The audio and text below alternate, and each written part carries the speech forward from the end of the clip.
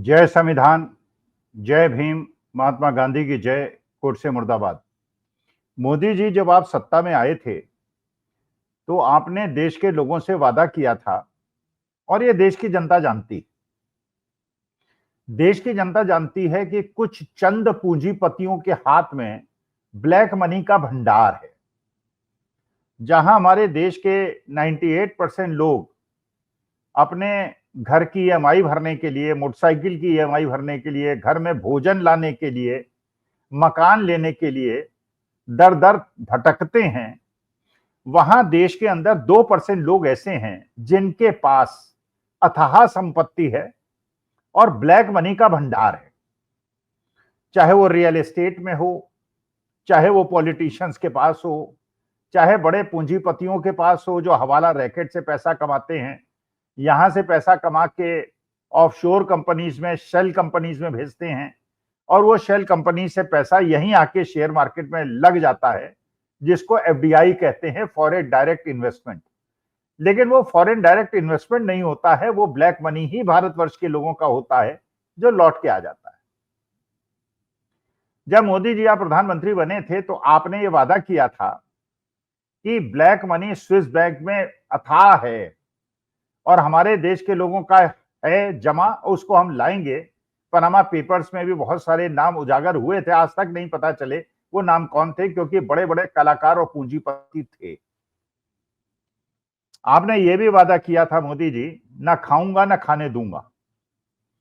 आपने ये भी वादा किया था कि ब्लैक मनी को खत्म कर दूंगा और देश के अंदर ये जो डिजिटल पेमेंट है इसके माध्यम से व्हाइट मनी का ही प्रचार होगा। हमारी आशाएं बंधी थी, हमें लगा था जो आप कह रहे हैं वो आप करेंगे। उसके बाद आपने जब नोटबंदी की तो विश्व के सारे आर्थिक जानकारों के कान खड़े हुए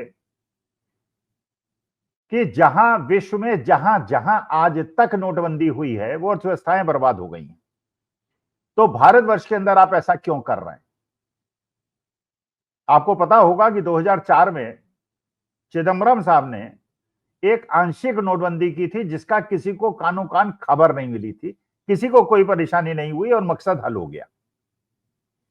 2004 के पहले जो नोट प्रचलन में थे उसमें ईयर ऑफ प्रिंटिंग नहीं रहता था। चिदम्बरम साहब ने कहा, एक सर्कुलर निकाला, बैंकों को सर्कुलेट किया कि जो भी आदमी 2004 के पहले प्रिंटेड नोट आए बैंक में देने, उसको बदल के आप नए नोट दें और नया आप जो पैसा देंगे लोगों को, जो पैसे निकासी के लिए आएंगे, उनको केवल ईयर ऑफ प्रिंटिंग वाले नोट देंगे जो 2004 के बाद प्रिंटिंग में आए। मकसद पूरा हो गया। ये पता चल गया कि किस आदमी के पास किस साल के प्रिंटेड नोट का कितना भंडार है। जब ब्लैक मनी पकड़ा जाएगा तो पता चल जाएगा कि ये पैसा कब इकट्ठा किया गया। लेकिन इस बार ये नोटबंदी की गई और ये बताया गया जनता को गोदी मीडिया द्वारा, आपके सोशल मीडिया द्वारा, आपके आईटी सेल द्वारा कि ये गरीबों के हित में है और अमीरों के ब्लैक मनी को पकड़ा जाएगा और उनको जेल भेजा जाएगा। जब नोटबंदी हुई तो आपने देखा गरीब लोग, मध्यम वर्ग के लोग लाइनों में खड़े रहे, नोट बदलवाने के चक्कर में लाइनों में खड़े रहे। कई लोगों की मृत्यु हुई और अमीरों को, पूंजीपतियों को कोई परेशानी नहीं हुई। उनके अटैचियों में नोट आए और बैंक वालों ने वापस कर दिए नए नोट। यहां तक कि जो पुराने नोट में नकली नोट थे वो भी बैंकों ने बदल के नए नोट और जेन्युइन नोट वापस कर दिए। उस समय जब नोटबंदी हुई थी करीब 16 साढ़े 16 लाख करोड़ के नोट सर्कुलेशन में थे। करीब करीब 100% नोट बैंकों में वापस आ गए, क्योंकि हो सकता है 4-5% ऐसे लोग हों जो घर में रह के भूल गए हों। मेरे भी घर में 3-4 नोट पड़े थे, बाद में मैंने उन्हें नष्ट किया और हम बैंक में नहीं जमा करा पाए।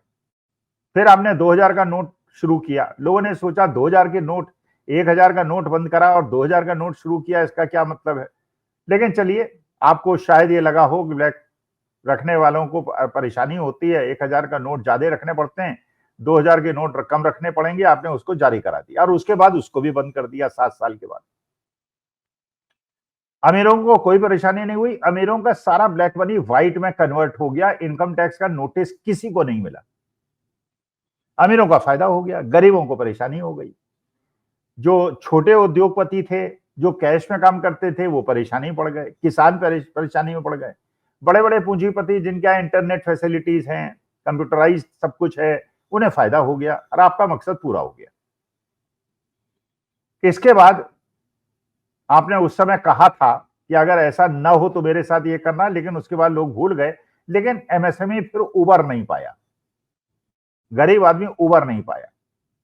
और आज के तारीख में जो 16-16.5 लाख करोड़ का नोट सर्कुलेशन में था और वो 32-33 लाख करोड़ हो गया, इसका मतलब डबल हो गया।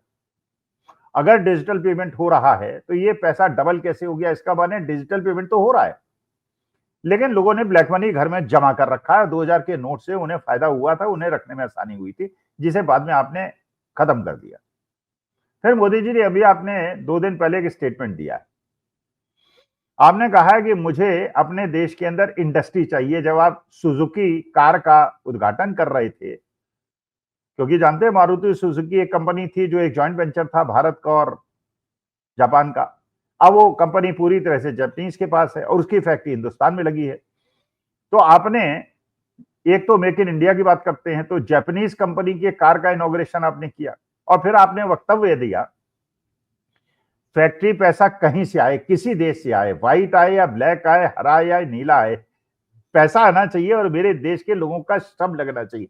मैंने आप चाहते हैं देश के लेबर का श्रम का एक्सप्लॉइटेशन विदेशी करें और पैसा कमा के विदेश वापस भेज दें, चाहे वो देश के ही पूंजीपति